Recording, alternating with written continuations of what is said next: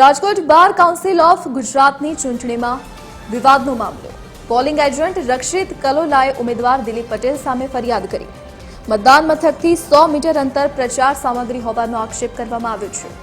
Video અને photo સાથે પુરાવા આપી ઉમેદવારી રદ કરવાની માંગ કરી છે. બીસીઆઈના નિયમ ભંગ હોવાનો પોલિંગ એજન્ટ દ્વારા દાવો કરવામાં આવ્યો.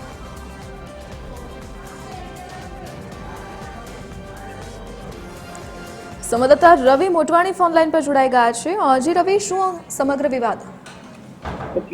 જરૂરથી સમજો. રાજકોટમાં સમગ્ર ગુજરાતમાં બાર કાઉન્સિલની ચૂંટણી યોજાઈ હતી, જેમાં બાર કાઉન્સિલની ચૂંટણીમાં એજન્ટ તરીકે રક્ષિત કલોલા હતા. તેમણે જે રજૂઆત કરી છે કે જે ઉમેદવાર છે દિલીપભાઈ પટેલ, તેમના દ્વારા 100 મીટરની અંદર પ્રચાર કરવામાં આવ્યો છે, તો તેની ઉમેદવારી રદ કરવી જોઈએ તેમણે ઉચ્ચ કક્ષાએ રજૂઆત કરી છે. હવે બાર કાઉન્સિલ દ્વારા આ અંગેની યોગ્ય તપાસ કરી ત્યારબાદ આગળની કાર્યવાહી કરવામાં આવશે. રવિ, વિગત બદલ આપનો આભાર.